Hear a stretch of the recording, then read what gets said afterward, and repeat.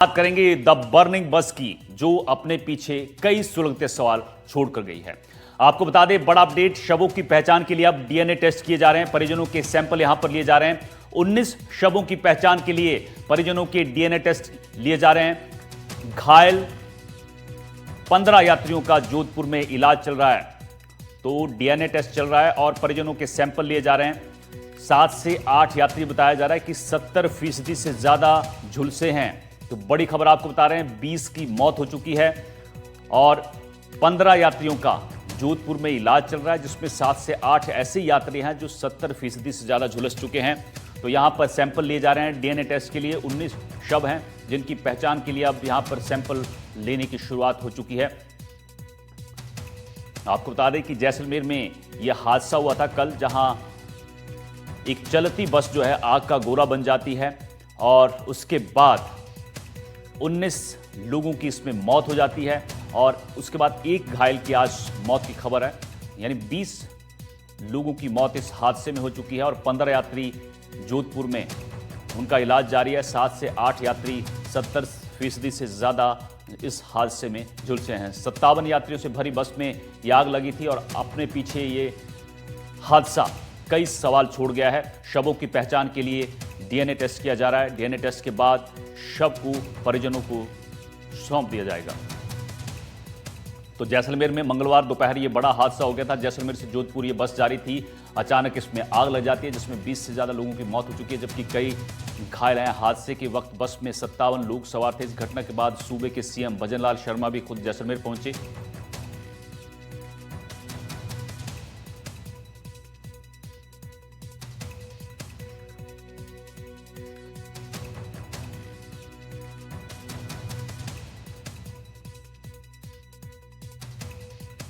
हादसा आपको बता दें कि जैसलमेर से 20 किलोमीटर दूर हुआ था और ये बड़ी लापरवाही है। कई सवाल ये बस हादसा अपने पीछे छोड़ गया है। इस पर चर्चा करेंगे। हमारे साथ खास मेहमान जुड़े हैं। राजेंद्र जिंदी, ये निजी बस यूनियन के सचिव हैं, ये हमारे साथ जुड़ गए हैं। और साथ ही आपको बता दें कि ओपी गुप्ता रिटायर्ड निगम कमिश्नर हैं, जयपुर से हमारे साथ जुड़े हुए हैं लाइव। और साथ ही doctor Apoorva Gupta senior consultant हैं, ये यशोदा सुपर स्पेशलिटी हॉस्पिटल से हैं। और अखिल घई हमारे साथ ऑटो एक्सपर्ट भी जुड़े हैं। आप सभी का स्वागत है एनडीटीवी पर। सबसे पहले मैं राजेंद्र जिंदी जी आपसे सवाल लेना चाहूंगा, क्योंकि आप निजी बस यूनियन के सचिव हैं और यहां पर एक प्राइवेट बस आग का गोला बनी है और इस हादसे ने ऐसे कई सवाल पीछे छोड़ दिए हैं। और अब सवाल यह है कि इनका जवाब कौन देगा, क्योंकि इस बस के बारे में कहा जा रहा है कि 1 अक्टूबर को इसका रजिस्ट्रेशन हुआ था, 9 अक्टूबर को ऑल इंडिया परमिट इस बस को मिला था। यानी ये बस नई थी लेकिन इसको मॉडिफाई कराया गया था।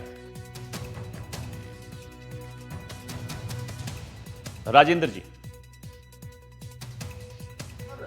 नई बस है। 1 तारीख को बॉडी बिल्डर से मैं तैयार करके बस को रूट पर संचालन किया था। तो ऐसा कोई नहीं है कि सिर्फ बस भी विद कोड से, जो 119 कोड है AIS का, उसी से तैयार करवाई गई थी। तो जब रजिस्टर्ड कराया गया तो रजिस्टर्ड के समय भी सारा जो डीटीओ, संबंधित डीटीओ था, उन्होंने पूरी जांच के बाद बस को रजिस्टर्ड किया गया है। तो ऐसा कोई नहीं था। और सिर्फ इसमें हमें जो लगा है कि जो बॉडी बिल्डर ने जब इसको तैयार किया तो कोई टेक्निकल फॉल्ट, जो उसकी वो फिटिंग की थी ना, तार स्पार्क हुई है, तार स्पार्क की वजह से ये हादसा हुआ है। तो हम इस हादसे से हमारा भी बड़ा दुख हुआ है। हम उस परिवार से संवेदना व्यक्त करते हैं जो पीड़ित हैं। और हमारा जो प्रयास रहेगा, हमारे संगठन से बात चल रही है कि हम इनको आर्थिक सहायता प्रदान की जाए।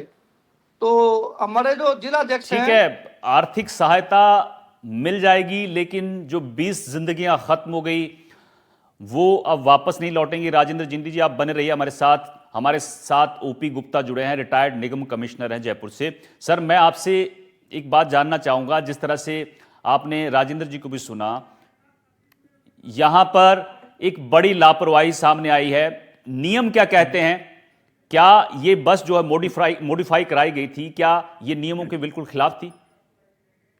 देखिए सर, आपने भी अगर पढ़ा होगा, जितनी भी न्यूज हमने सुनी है, राजेंद्र जी जिंदी क्या कह रहे हैं, उनको हंसी आती है। उस बस की कोई फिटनेस जैसी चीज ही नहीं थी। दोनों इमरजेंसी गेट बंद थे, वहां सीटें लगाई हुई थी। इसके अलावा गेट भी एकदम से ऑटोमेटिक लॉक हो गया। सारे पर्दे इन्होंने वो सिंथेटिक लगाए हुए थे, जिनमें तेजी से आग लग गई। और गैस किट भी इस तरह का बनाया हुआ था कि भाई जो मतलब इतना लीक हो गया कि पूरी बस को चपेट में ले लिया। और एक चीज बताइए, 42 सीट की कैपेसिटी वाली बस है, 57 सवारियां भरी हुई थी उसमें। 57 सवारियां कहाँ बैठी हुई थी? ऊपर बैठी हुई थी। लापरवाही की तो एक्सट्रीम है। पता नहीं आरटीओ ऑफिस वाले कैसे इनको लाइसेंस दिया, कैसे फिटनेस की। अभी फिटनेस हुई है, और अभी फिटनेस में ये हाल है कि वो उसके इमरजेंसी गेट तक नहीं है, और वो गेट भी लॉक हो गया। लोग मरने के लिए मजबूर है जो लगे। इसके अलावा आप देखिए एम्बुलेंसों की हालत भी। जो भी लोग बता रहे हैं कि उनकी स्पीड नहीं, 70 से ज्यादा किसी एम्बुलेंस की स्पीड नहीं थी। सब बसें बिल्कुल, सारी एम्बुलेंस खटारा हो रही थी। तो मरीजों को पहुंचने में भी इतना टाइम लगा कि एक तो रास्ते में मर गया। तो एसटी में लापरवाही तो, लेकिन हर दुर्घटना के बाद ये सतर्क होते हैं। अब आरटीओ साहब रात को चालान कर रहे हैं, पहले तो इनको चालान करने का होश नहीं था। तो बिल्कुल। ये तो खाली यहां कहके पर आर्थिक बड़ी सहायता देने की लापरवाही ये बात सामने कह आई के है और छोड़ इस रहा। पर अब सवाल भी पूछे जाएंगे।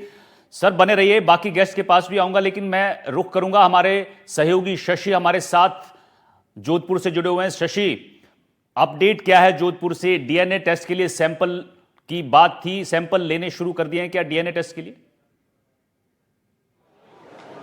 शशि। देखिए, डीएनए टेस्ट के लिए कुछ परिजन आगे आए थे। उन परिजन के सैंपल ले लिए गए हैं। तकरीबन 6 परिवारों के सैंपल लिए गए हैं और उनकी जांच की जाएगी। जो मृतक हैं उनके शव से सैंपल अधिकांश से जैसलमेर में ले लिए गए थे। हालांकि अगर बॉडीज़ की बात करें तो अब मरने वालों की संख्या 21 हो गई है। थोड़ी देर पहले एक और झुलसे हुए मरीज़ ने दम तोड़ दिया है। यूनुस, जिसकी उम्र तकरीबन 9-10 साल बताई जा रही है, उसने थोड़ी देर पहले दम तोड़ दिया है, जिसके शव को यहाँ मॉर्चरी लाया गया है। और हुसैन, जो जैसलमेर से जोधपुर लाते समय जिसने दम तोड़ा था, उनके शव को परिजनों को सुपुर्द कर दिया गया है और परिजन वो शव लेकर के यहाँ से जा चुके हैं। जहाँ तक डीएनए की प्रक्रिया की बात है तो डीएनए सिर्फ उन्हीं शवों के लिए किया जा रहा है जिनकी पहचान नहीं हो पाई है। चूँकि हुसैन की पहचान हो रखी थी, इसलिए उस केस में डीएनए की ज़रूरत नहीं थी। हालांकि परिजनों ने ये बात भी कही कि डीएनए के लिए उन्हें जल्दी बुला लिया गया, लेकिन पुलिस की तहरीर की प्रक्रिया बाकी थी। डॉक्टर्स ने कहा कि नर्सिंग स्टाफ था यहाँ पर और नर्सिंग स्टाफ ने ब्लड सैंपल ले भी लिए हैं। ठीक है शशि, ठीक है, मैं आऊंगा आपके पास। Doctor Apoorva Gupta, senior consultant हमारे साथ जुड़ी हैं, यशोदा सुपर स्पेशलिटी हॉस्पिटल से हैं। डॉक्टर अपूर्वा गुप्ता, मैं आपसे एक चीज़ जानना चाहता हूं, क्योंकि डीएनए टेस्ट जो है उसके लिए सैंपल शुरू कर दिए गए हैं और परिवारों को अब ये उम्मीद है कि जल्द से जल्द उनके जो अपने इस दुनिया को छोड़कर चले जाएं, उनके शव उनको मिल जाए। कितना टाइम डीएनए के लिए लगेगा मैम? डीएनए टेस्ट डिपेंड करता है कि कितने सैंपल्स दिए गए हैं। वैसे तो बहुत ज्यादा टाइम नहीं लगता। वो लैब कितनी बिजी है, वो जहाँ पे सैंपल भेज रहे हैं उस पे डिपेंड करता है। वैसे तो 1 से 2 घंटे में पता चल जाता है। डिपेंड करता है वो जहाँ पे भेज रहे हैं वहां पे कितना हैवी वर्कलोड है, वो लैब पे डिपेंड करता है। ठीक है। अखिल घई हमारे साथ ऑटो एक्सपर्ट जुड़े हैं। हॉस्पिटल अखिल जी, मैं आपसे एक सवाल लेना चाहूंगा कि बात यहां पर हो रही है गाड़ी की फिटनेस की। आप ऑटो एक्सपर्ट हैं, जरा एक चीज आपसे जाननी है कि जिस तरह से राजेंद्र जिंदी भी हमारे साथ जुड़े हैं, ये सचिव हैं यूनियन के, इनका कहना है कि बस को फिटनेस सर्टिफिकेट दिया गया था, लेकिन उसमें जो इमरजेंसी डोर्स होते हैं वो तक नहीं थे। किस तरह से देखते हैं ये लापरवाही कितनी बड़ी है? और उसमें एक धमाका हुआ है, क्या लगता है आपको कि ये जो हादसा हुआ है ये कैसे हुआ, कहां से इसकी शुरुआत हुई होगी? जी नमस्कार। सबसे पहले तो मेरी संवेदनाएं उन सभी परिवारों को जिनके परिवारजन इसमें हताहत हुए हैं। देखिए, मैं जो जितना भी मैंने इस न्यूज़ को फॉलो किया और देखा, ये बिल्कुल ठीक कह रहे हैं सर के बस के अंदर मुझे सिर्फ आगे का गेट, एक ऑपरेशनल गेट जो जिससे बोर्डिंग और डी बोर्डिंग होती है, वो गेट नजर आ रहा है और मुझे कहीं पे भी इमरजेंसी गेट नजर नहीं आ रहा है। और अगर हम बस की बॉडी की मैन्युफैक्चर जब हम करते हैं तो उसके कुछ नॉर्म्स होते हैं, उसके कुछ प्री रिक्विजिट्स होते हैं जिनको हमें फॉलो करना होता है। 42 सीटर बस में 57 लोग, वही सेम मेरा भी सवाल है कि उसको कैसे परमिशन मिली उसकी। और बस को बनाते वक्त इसमें ज़रूर कुछ ना कुछ कमियां रही होंगी, क्योंकि ये अगर आप देखें बस को, जो इतना मैं देख पाया हूं कि बस के इंजन बे में कहीं आग नहीं लगी हुई है, बस में बॉडी में ऊपर ऊपर ही आग लगी है। तो ना ही कहीं फ्यूल से कुछ इसका आग का कोई लेना देना है, ना ही इंजन से कोई आग का लेना देना है। लेकिन जो वर्कमैनशिप है, जिस तरीके से बस को बनाया गया, वहां पर मुझे लगता है कि जरूर कुछ ना कुछ कमी सर, बरती गई। मॉडिफाई कराते वक्त बस में कोई ऐसी चीज ज्वलनशील जो जल्दी आग पकड़ती है, ऐसी इस्तेमाल होता है क्या? देखिए, हमारे यहाँ जो बस की बॉडी बनती है ना, वो उन पैरामीटर्स पे नहीं बनती है जिन पैरामीटर्स पे एक्चुअली रेलवे में कोचेस बनते हैं। वहाँ पर फायर प्रूफ मटेरियल का यूज़ होता है, लेकिन यहाँ पर लोग बस को अट्रैक्टिव बनाने के लिए उसमें सिंथेटिक का, फाइबर का, फोम का, कपड़ों का बहुत ज़्यादा प्रयोग करते हैं। और पूरी बस बॉडी जो हमारी बनती है ना, लोहे का फ्रेम होता है, लेकिन अंदर पूरी बॉडी लकड़ी की होती है। तो वो इनफ्लेमेबल है, वो तो जलेगी ही जलेगी। अगर वो शॉर्ट सर्किट होगा, कहीं उसको थोड़ी सी भी चिंगारी मिलेगी तो उसको आग लगेगी। इसको थोड़ा सा अगर इन नॉर्म्स को थोड़ा रिफॉर्म किया जाए और ये ड्यू डिलिजेंस किया जाए कि जो बस बॉडी बन रही है उसके अंदर ज्वलनशील चीज़ों को यूज़ ना करके कुछ ऐसे यूज किए जाएं चीजें। देखिए, आग तो किसी भी चीज में लग जाती है, लेकिन कुछ चीजें ऐसी होती हैं जो रेजिस्ट करती हैं, काफी देर बाद जलती हैं। तो अगर उस तरह के मटेरियल का प्रयोग किया जाए तो इस तरह के इंसिडेंसेस काफी बच सकते हैं। इनफैक्ट इतना तो कम से कम हो ही सकता है कि इवैक्यूएशन टाइम से हो जाए, कि बहुत जल्दी एकदम से आग ना भड़क जाए और इवैक्यूएशन टाइम से हो जाए। लेकिन इन सब चीज़ों को नज़रअंदाज किया जाता है। और मुझे लगता है कि ये जिसने भी इसको परमिट दिया है, उनकी भी एक जवाबदेही बनती है कि कैसे हो गया बिना इमरजेंसी एग्जिट डोर के। सिर्फ एक आप डोर आगे है, जो सबसे पीछे अगर आग लगी है तो वो आगे कैसे आएगा? तो बीच में कोई ऐसा प्रोविजन यूजुअली होता है बसेस में। अगर आप देखें, जो बसेस बन के आती हैं, जो सरकारी बसेस होती हैं, उनमें इमरजेंसी एग्जिट होते हैं। लेकिन ये पूरा, इसको पूरा एक, मुझे तो लगता है इसको पूरा एक सिलेंडर, एक शेल बना दिया कि ठीक है, अगर कोई जल भी जाए तो क्या क्या फर्क पड़ता है। तो ये बहुत बड़ी लापरवाही है in terms of electrical wiring. इसमें जो हुई होगी बिल्कुल ठीक से नहीं हुई होगी। जो मटेरियल यूज हुआ होगा, जो जिसने काम किया होगा, उसने कहीं ना कहीं लापरवाही की होगी, और जो कि पकड़ी जानी चाहिए थी, लेकिन नहीं पकड़ी। बिल्कुल, ये बड़ी लापरवाही है। सर, मैं लौटूंगा आपके पास। राजेंद्र जिंदी जी, जरा इनको फ्रेम में लाइए। निजी बस यूनियन के सचिव हैं राजेंद्र जी। आप पहले बयान से आपको ऐसा लगा कि आप बचाना चाह रहे हैं। आप, ठीक है, निजी बस यूनियन के सचिव हैं, उनका पक्ष लेंगे, लेकिन 20 जिंदगियां यहां पर उजड़ गई। आपको लगता नहीं है कि यहां पर जो प्राइवेट बसेस हैं वो नियमों को ताक पर रखकर सड़क पर दौड़ते हैं, और इसी के चलते ये जलता हुआ ताबूत जो है वो बन गया? आप मानते हैं इसको कि लापरवाही बरती जाती है, निजी बस के जो ऑपरेटर्स हैं वो लापरवाही करते हैं? देखिए सर, लापरवाही जो दुर्घटना अब तो होती है तो लापरवाही से ही है। लापरवाही किसी की भी हो सकती है सर। ये नहीं है कि ड्राइवर की या बस ऑपरेटर की या उसने करी है। जो हमने इसका गहनता से जांच करी है, हमने जो जांच उसमें यही है कि बॉडी बिल्डर की जो लाइन पे जो तार केबल डाली है, केबल से कहीं शॉर्ट हुआ है। ठीक है, मैं आऊंगा आपके पास। एक बड़ी खबर मिल रही है, इलाज के दौरान एक और शख्स ने दम तोड़ दिया है। अब मरने वालों की संख्या 21 हो गई है। जोधपुर में 15 लोगों का इलाज जारी था, जिसमें से एक और शख्स की मौत की खबर मिल रही है। दुखद खबर जोधपुर से आपको बता रहे हैं। जैसलमेर हादसे में मरने वालों का आंकड़ा बढ़ गया है, 21 लोगों की मौत इसमें हो गई है। बड़ी खबर आपको इस वक्त जैसलमेर हादसे से जुड़ी जोधपुर से बता रहे हैं, जहां एक शख्स की, बताया जा रहा है कि बच्चा है ये, और 8 से 10 साल इसकी उम्र बताई जा रही है। इस बच्चे की दुखद मौत इस हादसे में हो गई है। तो 21 लोग इस हादसे में अब अपनी जान गंवा चुके हैं। बड़ी खबर आपको जोधपुर से बता रहे हैं, जहां 15 लोगों का इलाज चल रहा था, उसमें से एक बच्चे ने अपना दम तोड़ दिया है। जैसलमेर में हादसा हुआ था, जहां एक प्राइवेट बस में आग लगी थी और उसके बाद 20 लोगों की मौत हो गई थी। शशि हमारे सहयोगी हमारे साथ इस खबर पर अपडेट के साथ जुड़ गए हैं। शशि, एक दुखद खबर, एक और बच्चे की अब इस हादसे में मौत हो गई है। बिल्कुल, इस हादसे में मरने वालों की संख्या अब 21 हो गई है। एक बच्चा था, यूनुस, 10 साल का था, जो घायलों में शामिल था। इसको हॉस्पिटल में कल भर्ती कराया गया था। अभी थोड़ी देर पहले यूनुस ने दम तोड़ दिया। कुछ लोग हैं शायद यूनुस के साथ में थे। भाई साहब, आप लोग किसके साथ में थे? क्या यूनुस के साथ में थे आप लोग? हाँ जी। क्या क्या घटनाक्रम हुआ? अभी क्या स्थिति है? डॉक्टर साहब अभी उनसे पूछो, हमारे कुछ नहीं है। तो मालिक से इंतकाल हो गया क्या? उनको पूछो, हमारे। अच्छा, तो ये परिजन हैं, ये बात नहीं करना चाह रहे हैं हालांकि, लेकिन यहाँ जैसलमेर से आई हुई पुलिस है, वो फ़र्द बना रही है। कैमरा पर्सन जसराज से कहूँगा, ये फ़र्द बनाई जा रही है। ये फ़र्द पंचनामा मृतक यूनुस सन ऑफ पीर मोहम्मद।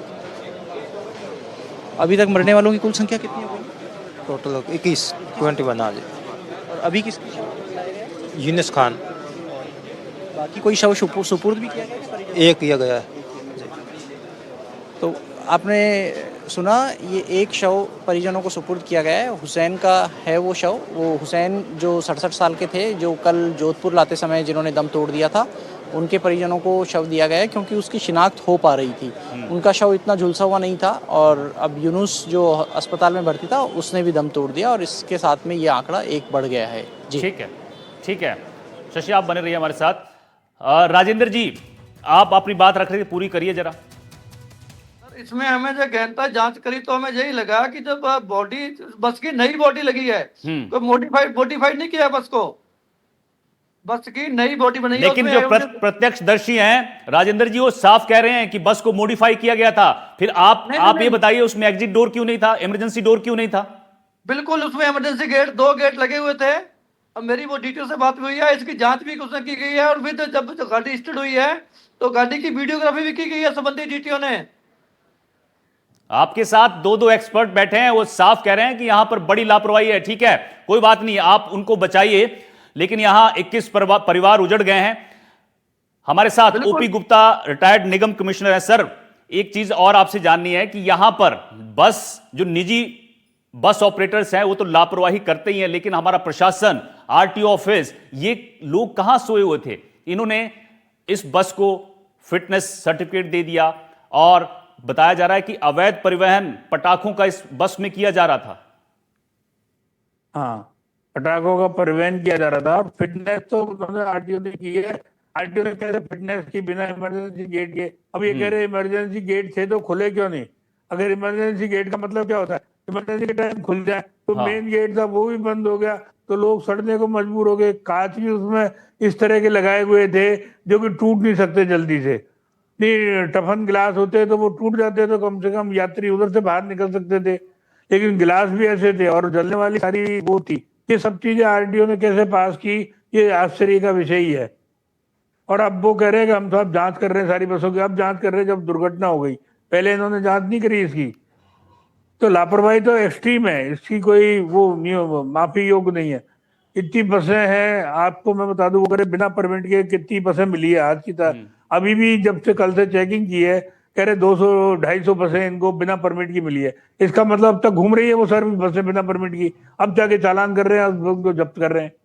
तो लापरवाही तो एक्सट्रीम है। अब उसको प्रशासन क्या करता है सोचना है। बिल्कुल, थोड़े से पैसे कमाने के लिए 42 के जगह आपने 57 लोग एक बस में भर दिए।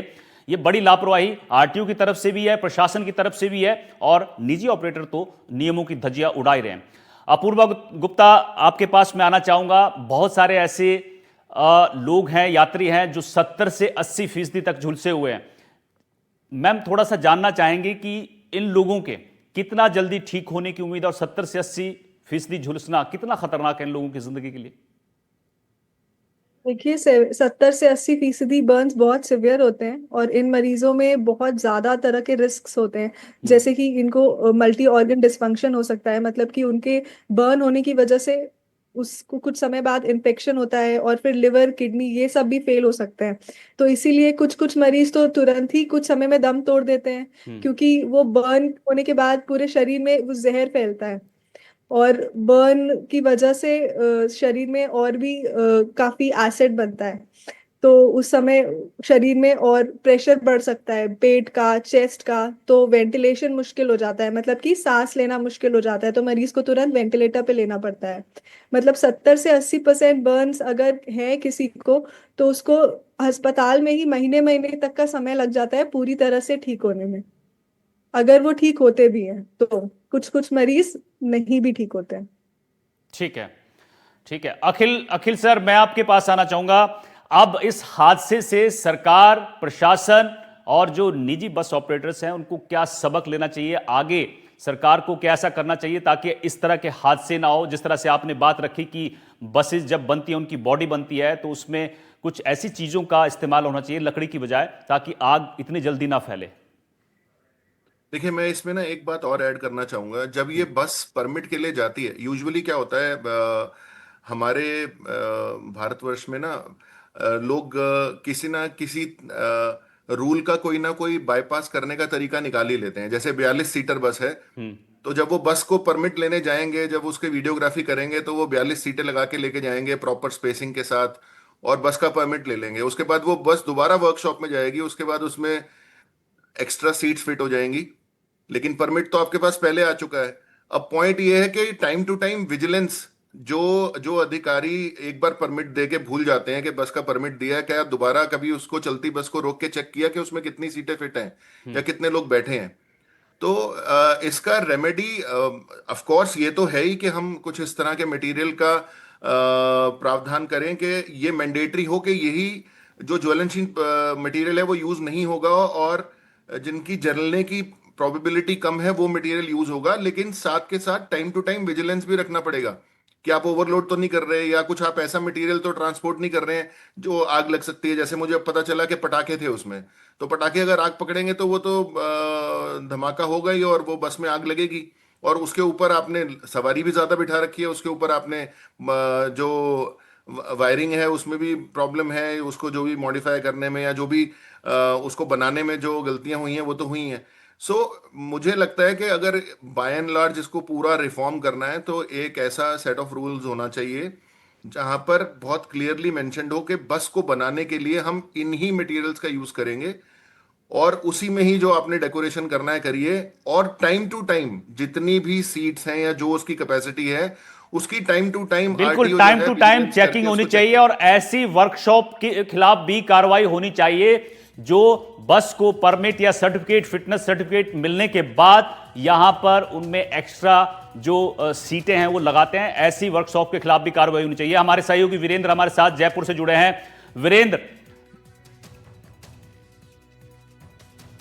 चलिए ठीक है, मैं ओपी गुप्ता का एक बार फिर रुख करना चाहूंगा। ओपी गुप्ता जी, देखिए यहां पर एक सवाल अखिल जी ने और उठाया है कि जब आप बस को फिटनेस सर्टिफिकेट देते हैं, उसके बाद बाहर वर्कशॉप, ऐसी बहुत सारी वर्कशॉप ऐसी चल रही हैं जो सीटें लगा देती हैं, तो यानी सरकार को या परिवहन विभाग के अधिकारी हैं उनको यहां पर ऐसी वर्कशॉप को भी ढूंढ कर निकालना पड़ेगा जो बाद में बसेस को मॉडिफाई करते हैं, उनमें एक्स्ट्रा सीटें लगा देते हैं। वो तो अगर रेगुलर चेकिंग होगी तो सब चीजें पकड़ी जाएगी, लेकिन उनका सिस्टम अलग होता है। वो रेगुलर चेकिंग कोई करता नहीं है इन बसों की।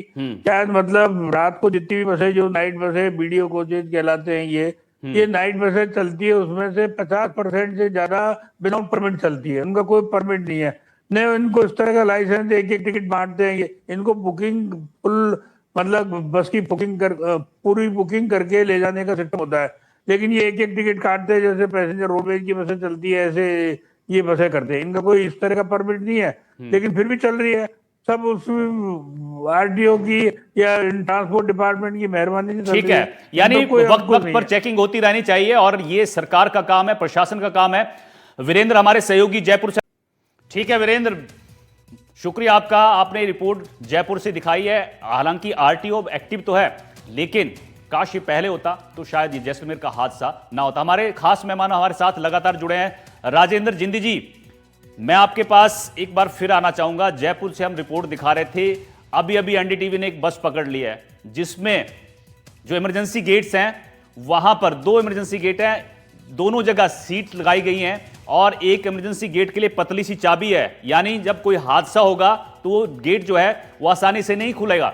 तो यहां जो नियम है उनको ताक पर रखकर आप लोग चल रहे हैं, बस ऑपरेटर्स चल रहे हैं। जी सर, वो सीट गलत है। अगर वो लगी है तो हम देखी भी है, तो हम भी प्रॉपर से ध्यान रख रहे हैं। हमारा संगठन नहीं तो आगे क्या करेंगे आप? आगे क्या करेंगे अब? जब देखिए आपके सामने आपकी तस्वीर आईना दिखा दिया आपको। सर हमारे संगठन के अलग अलग जिला अध्यक्ष हैं, गंगानगर से सोनू अनेजा है, हनुमानगढ़ से पवन कोचर है, बीकानेर से समुद्र सिंह जी हैं, नाथद्वारा से बाबूलाल जी चौधरी हैं। हम उनको जो निर्देश देंगे कि जो बसें हैं इनका प्रॉपर मॉनिटरिंग की जाए, जो जिला पदाधिकारियों को साथ लेके, और हमारे अध्यक्ष जिला अध्यक्ष साथ रहेंगे। इससे पहले क्यों नहीं की गई?